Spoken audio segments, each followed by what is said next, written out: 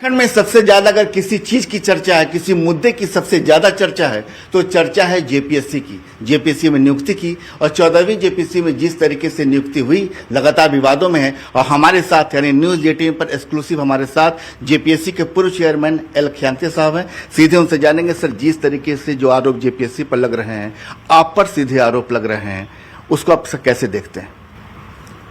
Thank you Sanjay. अभी जो आरोप लगा हुआ है, जो आज के परिस्थिति में हम आ गया है, ये बहुत दुख की बात है। जब हम 2025 के 6 मार्च में जेपीएससी का चेयरमैन के पद के जो ग्रहण किया गया है, तो उसके पहले भी जब इस पद के लिए हमको आमंत्रित किया गया है माननीय मुख्यमंत्री जी ने, तो हम सोचा था कि जेपीएससी तो बहुत चैलेंजिंग है और इसका जो पूर्व के जो इतिहास है तो सब लोग जानते हैं, बहुत चैलेंजिंग है और बहुत काम भी होगा, कैसे किया जाएगा। ये क्षेत्र तो मेरे लिए बहुत नया है, तो बहुत अप्रीहेंशंस था कि मैं इस जॉब के लिए फिट होंगे कि नहीं होंगे, पर्याप्त होगा कि नहीं। लेकिन जब सामने चैलेंज आ जाता है, चुनौती आ जाता है, तो उसे भागने में भी थोड़ा से हमारा अच्छा नहीं लगता है कि चलो यार जो भी ठीक कर रहे हैं तो फिर ठीक कर लेंगे के सोच में आके काफ़ी लोग मालूम है, पूर्व वाले के जो कैंडिडेट्स लोग भी मालूम हैं, टीचर्स एसोसिएशंस लोग भी मालूम है कितना चीज़ों का विलम्ब हुई थी। और हमारा एक मिशन मोड था कि जल्दी से कर लें, और बहुत सा परीक्षा का हमारा पूर्व चेयरपर्सन जो थे के समय में भी बहुत से कठिनाइयों के समय जेपीएससी गुजर रहा था, जिससे काफ़ी रिजल्ट्स वगैरह ये सब चीज़ का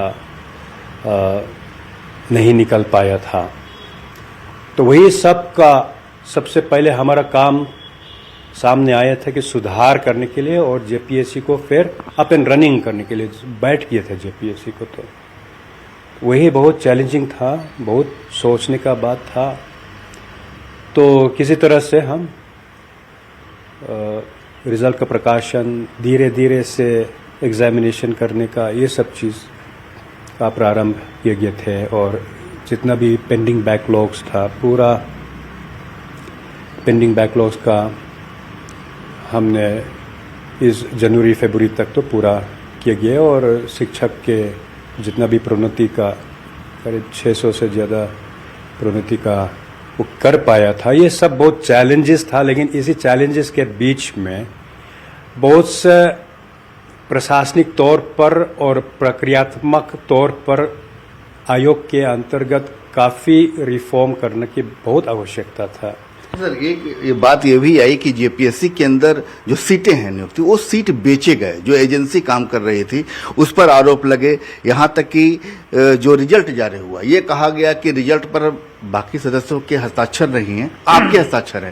तो ये सर तमाम आरोप पर क्या कहेंगे? हाँ, सीटों का बेच रहा है, यही सब बहुत दुख के न्यूज़ होता है। इसका हमें चाहता है कि इन्वेस्टिगेशन एजेंसीज द्वारा अगर ये सच्चाई है तो पूरा गहराई से उसका इन्वेस्टिगेशन करके जो भी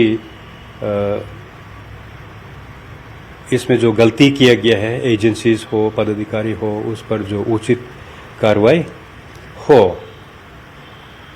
और हाँ, क्या दस्तखत, हाँ, सिग्नेचर की बात कि आपने सिग्नेचर सिंगल किया, बाकी सदस्यों ने नहीं किया, ऐसा क्यों? ये एक कॉन्फिडेंशियल जेपीएससी कमीशन का काम कुछ हद तक, खास करके रिजल्ट प्रकाशन का जो प्रक्रिया होता है, एग्जामिनेशन होता है, तब एग्जामिनेशन के बाद जब आंसर कॉपीज को जमा होता है, उसी से स्ट्रांग रूम और सब कॉन्फिडेंशियल होता है। Everything is confidential, even I don't know much about that.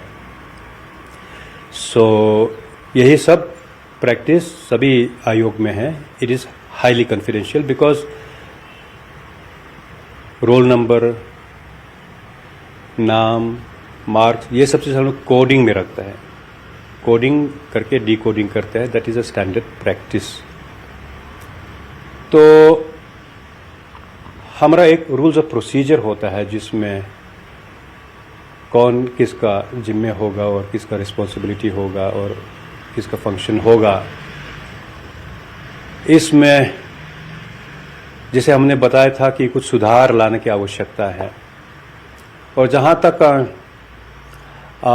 दस्तखत नहीं होकर के चेयरमैन अपने दस्तखत से किया गया है, हमारा रूल ऑफ प्रोसीजर के मुताबिक मेंबर लोग का रोल नहीं है प्रिलिमिनरी एग्जाम रिजल्ट निकलने का और मेंस एग्जाम रिजल्ट निकालने में किसी भी मेंबर का कोई रोल हमारा रूल ऑफ प्रोसीजर 2002 में अंकित नहीं है।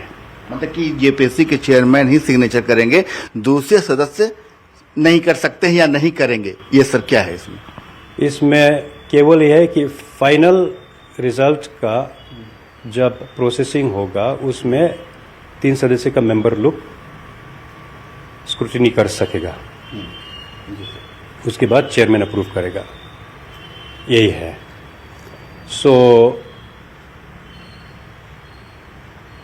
पूर्व में इसी तरह से जो प्रक्रिया आते रहा था, और हमने जो देखे और हमने जो अनुभवित किए गए थे कि अगर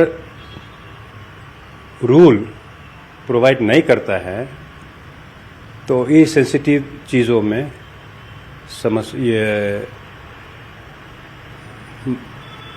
भाग लेना उचित नहीं होता है। इसलिए हमारा समझ में ये निर्णय लिए गए थे कि इन लोग का दस्तखत नहीं होगा। दस्तखत क्यों नहीं होगा, इस समय पर मैंने क्यों इस तरह से किया गया थे का ये सवाल उठ सकता है। मेंबर के साथ हम लोग का जो कमीशन में बैठता है तो बहुत गोपनीय चीज़ होता है, उच्च स्तर के गोपनीय चीज़ होता है जो बाहर में नहीं निकलना चाहिए। तो इसी प्रकार हम लोगों ने उसी स्तर में जो भी बातचीत किए गए थे और मेंबर्स लोग को मैंने सूचित किए गए थे, उसी के आलोक में मैंने अपना निर्णय लिया है with a very clear conscience कि अब यह परंपरा जो है बंद करने की आवश्यकता है। एक ये आरोप आया सर कि कहा गया कि एक विद्यार्थी ने, अभ्यर्थी ने 6 महीने पहले आपको जानकारी दी, सूचना दी कि जेपीएससी में गड़बड़ी हो रही है, बाकायदा एविडेंस के साथ सूचना दी, लेकिन आपने उस पर कोई संज्ञान नहीं लिया और बाद में जब सीआईडी की जांच हुई तो उसी आधार पर गिरफ्तारियां हुई।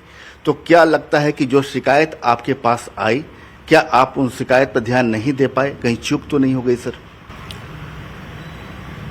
शिकायत तो बहुत तरह का शिकायत आते रहते हैं, ईमेल में आते हैं, नॉर्मली ईमेल में आते हैं, बाय पोस्ट में बहुत कम आते हैं।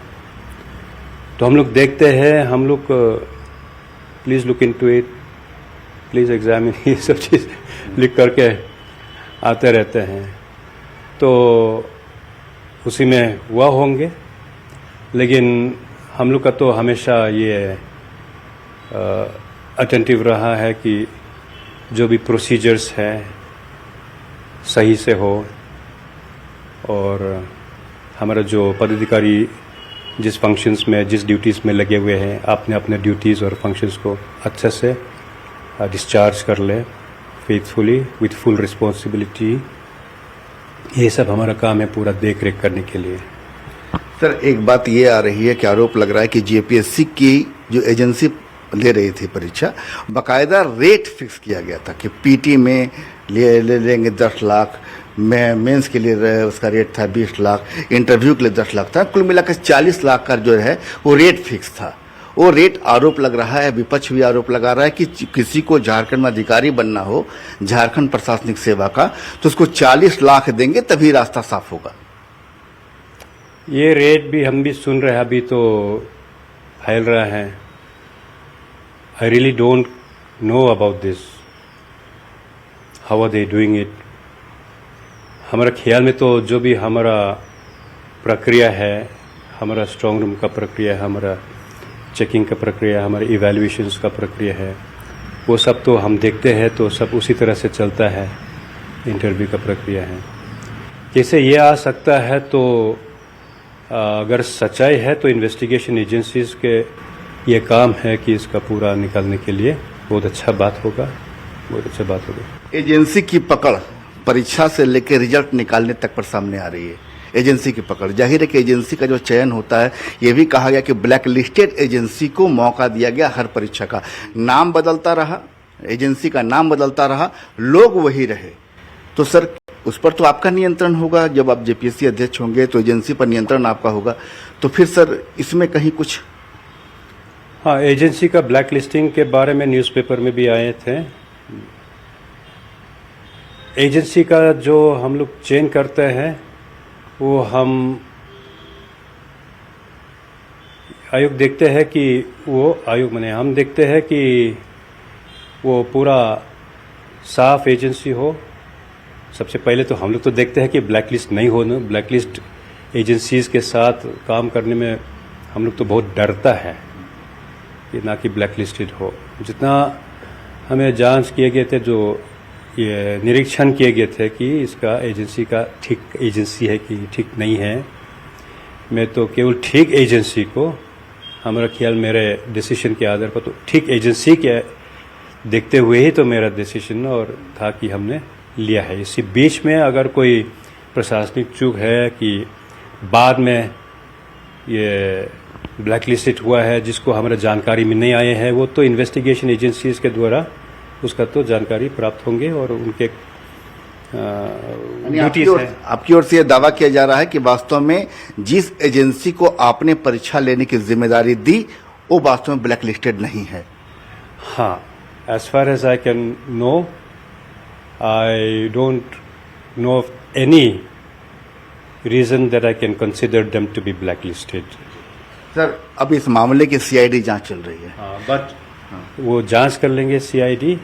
अगर हमारा डिसीजन में कोई ये है कि बीच में ब्लैक लिस्टेड हुआ है, हम लोग को जानकारी में नहीं था, हमारा द्वारा जो सूचना उपस्थापित किए गए थे, ये सब चीज़ में अगर कोई मिसिंग लिंक हुआ है तो उसके बारे में तो हम तो कमेंट नहीं कर सकते हैं। लेकिन जितना हमने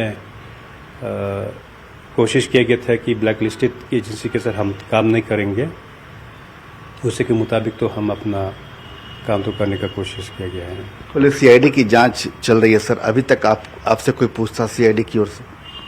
हाँ, पूछताछ किया गया है और वही जो जनरल पूछताछ किया गया है एजेंसीज के बारे में और प्रक्रिया के बारे में है, वही सब चीज़ पूछताछ किया गया जो मैंने बता सकता था, बता रहा है और वही है। क्या आपको लगता है ऐसा कि जिस तरीके सीआईडी जांच कर रही है, जो विपक्ष आरोप लगा रहा है, जो कि पॉलिटिकल है, आप तो प्रशासनिक सेवा में रहे हैं, तो विपक्ष आरोप लगा रहा है कि सीआईडी अपनी जांच जो है वो सही तरीके से नहीं कर सकती है, लिहाजा इसकी जांच सीबीआई से कराई जाए। आपको लगता है कि इसमें सीबीआई जांच की जरूरत है? I have no comment on that is not for me to comment at all. तो सर एक आखिरी सवाल है सर कि वास्तव में कहा जाता है कि जेपीएससी के अंदर सारी शक्तियां निहित होती है जेपीएससी के जो अध्यक्ष होते हैं, वो सभी चीज़ों पर फैसला लेते हैं, जो एक विशेषाधिकार होता है उनके पास। क्या कभी आपने एल ख्यांगते सर ने अपने उस विशेषाधिकार का इस्तेमाल करते हुए कुछ फैसला लिया हो? क्या चीज़ लिया? विशेषाधिकार, मतलब कि जिससे लोग सहमत नहीं हो और आप सिंगल सहमत हो और आपने उस पर फैसला लिया हो? सिंगल सहमत तो फैसला लेने भी ठीक नहीं होता है, वो खुश भी नहीं होता है। ठीक। अच्छा, एक इसी से एक सवाल बात भी नहीं होता है। बात है अभी जो रिमांड पर लेकर पूछताछ हो रही है, पूर्व जो है उप जो परीक्षा नियंत्रक हैं और भी जो लोग हैं, उन्हें रिमांड पर लेकर एजेंसी के लोग हैं, पूछताछ हो रही है, तो क्या लगता है सच्चाई सामने आएगी? हाँ, जो पूछताछ होता है उसमें जो पूछने पर जो सवाल आता है और इन्वेस्टिगेशन के माध्यम से जो भी निकलते हैं, हम समझते हैं जितना भी ऐसे फैल गया है, हम समझते हैं कि जो भी सही चीज़ है वो तो निकाला जाए। तो भारतीय प्रशासनिक सेवा के अधिकारी रहे एल ख्यांगते साहब बता रहे हैं कि उन्हें जब से जेपीएससी अध्यक्ष के तौर पर जिम्मेदारी मिली, तमाम जिम्मेदारियों को उन्होंने बखूबी निभाया, कई सुधार करने की कोशिश की। जितने भी आरोप लग रहे हैं, गड़बड़ियां सामने आ रही है, चीज़ों से अपनी भूमिका से सीधे खारिज कर रहे हैं, साफ सी कह रहे हैं कि वास्तव में अगर कहीं गड़बड़ी हुई है तो उसकी जांच की जाए, सच्चाई सामने आएगी। कैमरामैन संजीव तिवारी के साथ संजय कुमार सिन्हा, न्यूज़ 18, रांची।